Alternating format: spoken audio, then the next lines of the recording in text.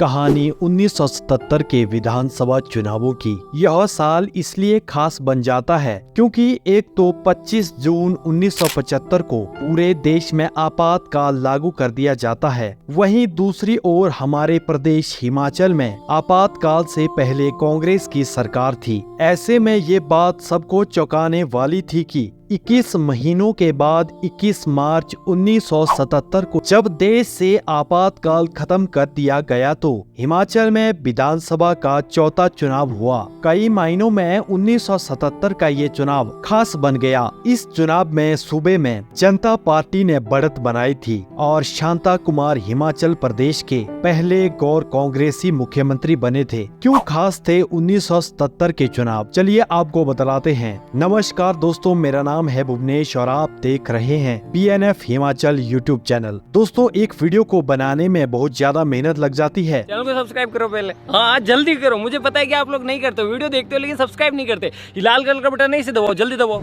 जल्दी दबाओ, फिर मैं शुरू करूँ। दबा दो, जल्दी दबा दिया, घंटी भी दबा देना। क्यों लगाई गई थी इमरजेंसी? इंदिरा गांधी की सरकार ने 25 जून 1975 को देश में आपातकाल लागू कर दिया था, जिसका कारण देश भर में कांग्रेस सरकार के खिलाफ हो रही नारेबाजी और विद्रोह था। 12 जून 1975 को इंदिरा गांधी को इलाहाबाद उच्च न्यायालय ने दोषी पाया और 6 साल के लिए पद से बेदखल कर दिया। इंदिरा गांधी पर वोटरों को घूस देना, सरकारी मशीनरी का गलत इस्तेमाल करना, सरकारी संसाधनों का गलत इस्तेमाल करने जैसे 14 आरोप सिद्ध हुए थे। लेकिन इंदिरा गांधी ने इन सभी आरोपों को स्वीकार करने से इनकार कर दिया। ऐसे में देश में दंगे होने लगे। जब देश में कुछ विशेष परिस्थितियां पैदा हो जाती है तो राष्ट्रीय आपातकाल यानी इमरजेंसी की घोषणा करनी पड़ती है। भारतीय संविधान में आर्टिकल 352 से 360 तक आपातकालीन उपबंध दिए गए हैं।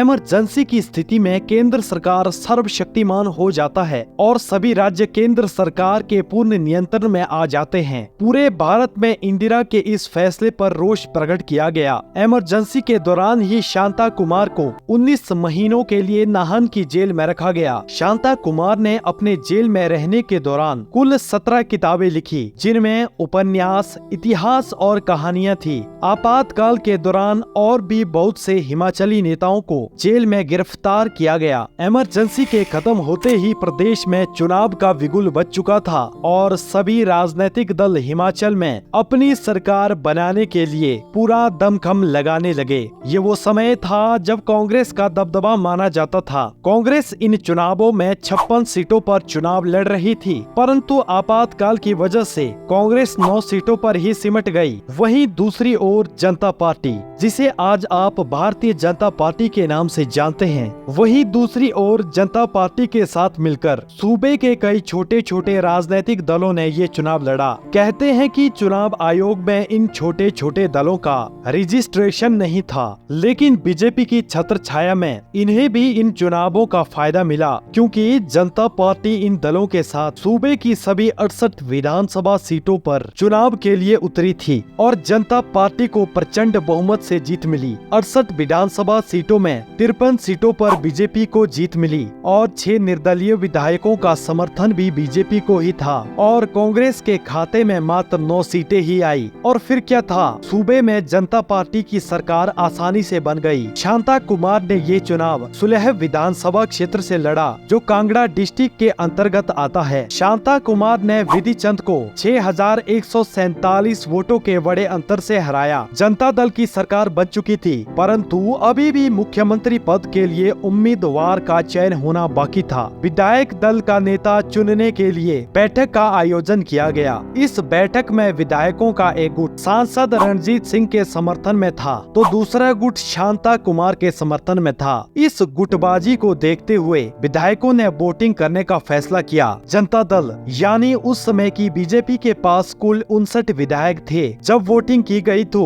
एक और मसला सामने आया। शांता कुमार और सांसद रणजीत सिंह को 29 विधायकों का समर्थन मिला, जिसके बाद शांता कुमार ने खुद का वोट देकर बाजी मार ली। शांता कुमार ने विधायक के तौर पर वोट दिया। वहीं रणजीत सिंह हमीरपुर संसदीय क्षेत्र से सांसद थे, जिस वजह से वह खुद का वोट देने में असमर्थ थे। ऐसे में शांता कुमार अपने ही वोट से हिमाचल प्रदेश के पहले गैर कांग्रेसी मुख्यमंत्री बने। रणजीत सिंह को मुख्यमंत्री बनने के लिए विधायक होना अनिवार्य था, परंतु वह सांसद थे। ऐसे में उनके हाथ से सीएम बनने का मौका चला गया। शांता कुमार की यह सरकार 22 जून 1977 से 14 फरवरी 1980 तक रही। शांता कुमार की इस सरकार में बहुत सी नई योजनाएं शुरू की गई, जैसे हर घर में नल, अंत्योदय, सस्ता राशन इत्यादि। 1977 के ये विधानसभा चुनाव कई मायनों में रोचक इसलिए बन गए थे क्योंकि हिमाचल प्रदेश में पहली बार गैर कांग्रेसी सरकार बनी थी। शांता कुमार की ये सरकार 2 से 2.5 वर्षों तक ही चल पाई, क्योंकि 1980 के शुरुआत में इंदिरा गांधी ने केंद्र में सत्ता में वापसी की और जिन राज्यों में भी जनता पार्टी की सरकार थी या गैर कांग्रेसी सरकार थी, उसे बर्खास्त करके फिर से चुनाव करवाए गए। उन दिनों हिमाचल प्रदेश में भी जनता पार्टी की सरकार थी।